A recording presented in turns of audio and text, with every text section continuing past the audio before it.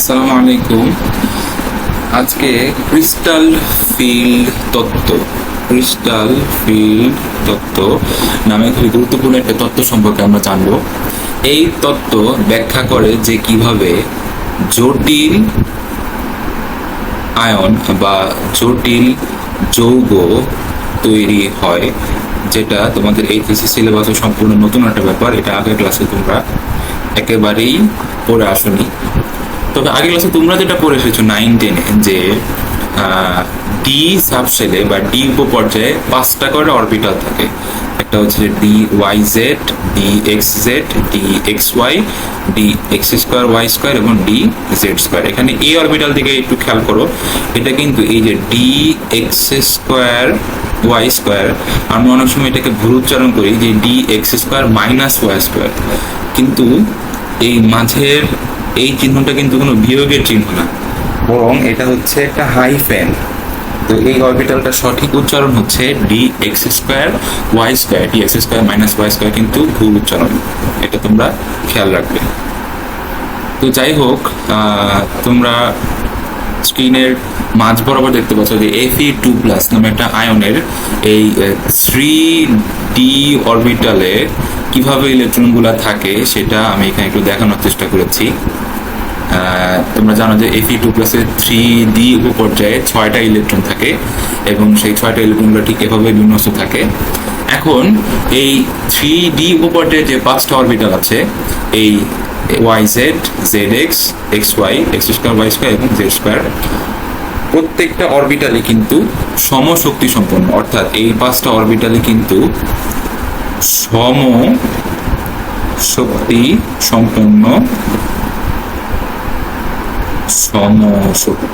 সম্পন্ন orbital.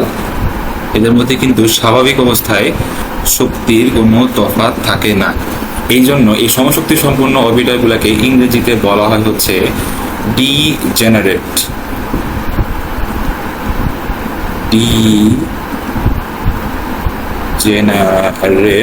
Orbital. ঠিক আছে, তাহলে এই 5টা অরবিটাল স্বাভাবিক অবস্থায় কিন্তু সমশক্তি সম্পন্ন হয়ে থাকে এবং এটার ইংরেজি নাম হচ্ছে ডিজেনারেট অরবিটাল। কিন্তু জটিল আয়ন, এটা যখন জটিল আয়ন তৈরি করবে তখন তাদের মধ্যে শক্তির কিছু তফাৎ দেখা দেয় এবং তারা তখন আর এই ডিজেনারেট অবস্থাটা ধরে রাখতে পারে না। কেন সেটা হয় সেটাই আমরা একটু দেখার চেষ্টা করবো এখন, যে এই ডি অরবিটালগুলা জটিল আয়ন তৈরি করার সময় কেন তাদের এই ডিজেনারেট অবস্থা বা সমশক্তি সম্পন্ন অবস্থাটা ধরে রাখতে পারে না। তো আমরা যদি এখানে একটা গ্রাফ আঁকার চেষ্টা করি, এই হচ্ছে গ্রাফটার ওয়াই এক্সিস এবং এই হচ্ছে গ্রাফটার এক্স এক্সিস। ঠিক আছে, তো স্বাভাবিক অবস্থায় এটাকে যেটা বললাম যে এই Fe2+ এর 5টা যে ডি অরবিটাল আছে সবাই কিন্তু সমশক্তি সম্পন্ন। গ্রাফের এই ওয়াই এক্সিসটা হচ্ছে শক্তিকে নির্দেশ করছে এবং এক্স এক্সিসটা হচ্ছে সময়। তো সময়ের সাথে সাথে তার শক্তির কি পরিবর্তন, তাহলে আমরা স্বাভাবিক অবস্থা দেখতে পাচ্ছি যে এই Fe2+ এর যে 5টা d orbital d x y, d y z, d z x, d x square y square এবং ডি জেড স্কোয়ার, এবং এর মধ্যে থাকা 6টা ইলেকট্রনকে আমরা একটু দেখানোর চেষ্টা করি।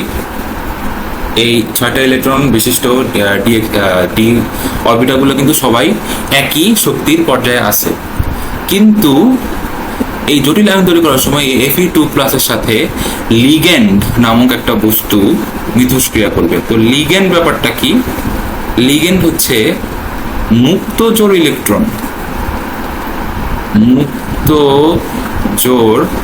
ইলেকট্রন বিশিষ্ট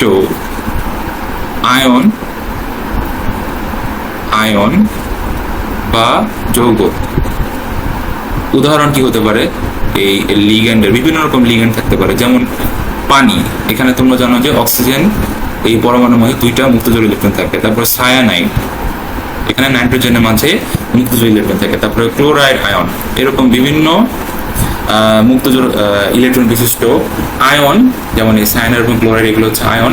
আবার পানি, এটা হচ্ছে একটা অণু, এটা হচ্ছে একটা যৌগ। তো এরকম যৌগ বা আয়ন যার মধ্যে মুক্তজোড় ইলেকট্রন আছে, তো এই তাদেরকে বলা হচ্ছে লিগ্যান্ড। এই মুক্তজোড় ইলেকট্রন, এই লিগ্যান্ডগুলো তাদের মুক্তজোড় ইলেকট্রন এই ক্যাটায়নকে দিতে পারে, যেহেতু তাদের ইলেকট্রন আছে মুক্তজোড়, সেটা নেগেটিভ চার্জ, আর এই ক্যাটায়নের পজিটিভ চার্জ।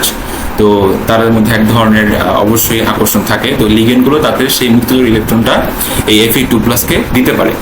আর Fe2+ কিন্তু একটা ডি ব্লকের মূলত, তার শেষ ইলেকট্রন ডি অরবিটালে থাকে। তো যাই হোক, এই লিগেন্ড এবং Fe2+ এর মধ্যে একটা ইন্টারাকশন হওয়ার কারণে তোমার এই ডি অরবিটালগুলার শক্তি কিন্তু একটু বেড়ে যায়। দেখতে পাচ্ছ যে আগে এদের শক্তির পর্যায় ছিল এতটুকু, এখন বেড়ে আবার এতটুকু হয়ে গেছে।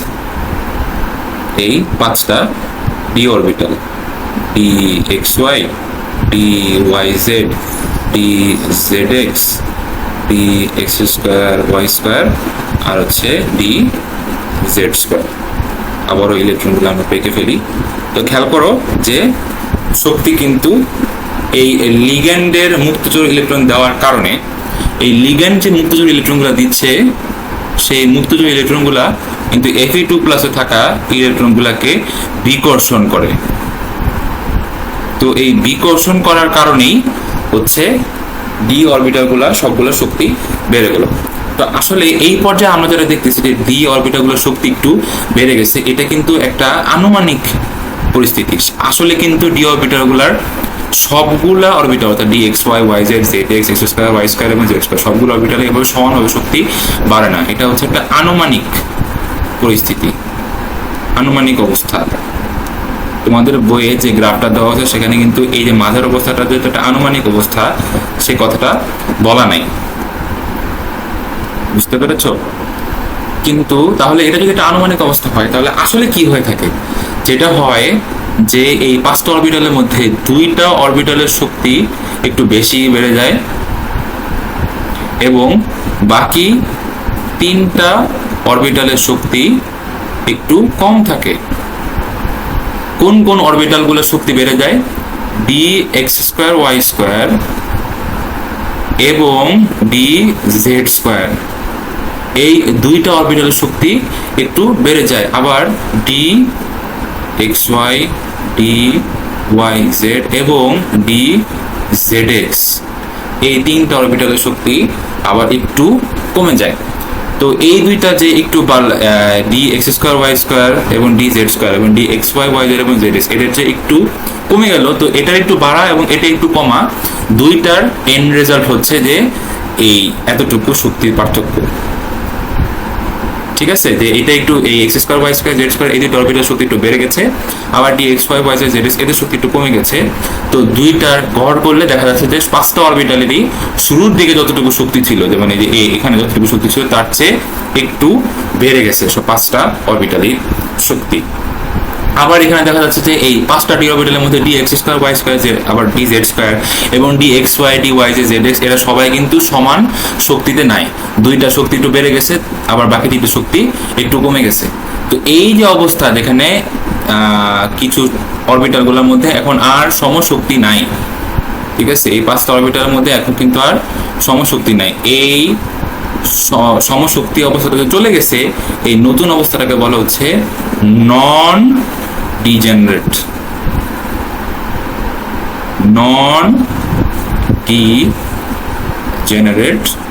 অবস্থা।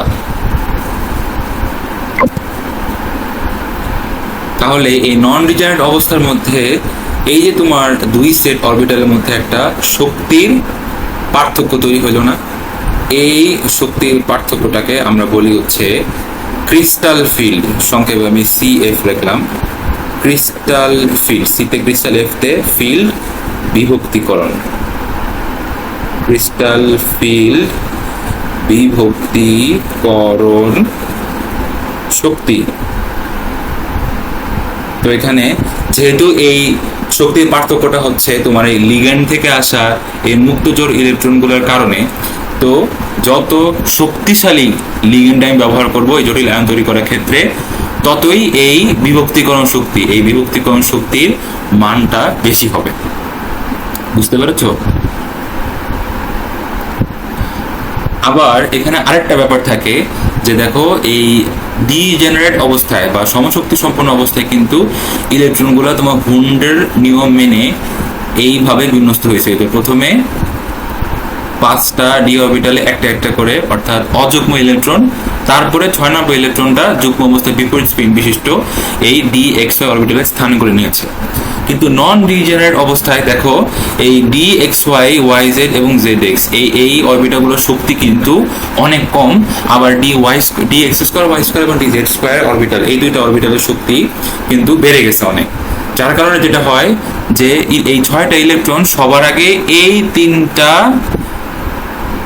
অরবিটালে জায়গা করে নিবে, এবং যার কারণে এই d x square y square এবং ডি জেড স্কোয়ার অরবিটালটা সম্পূর্ণ ফাঁকা হয়ে গেল, এখানে আর ইলেকট্রন নাই।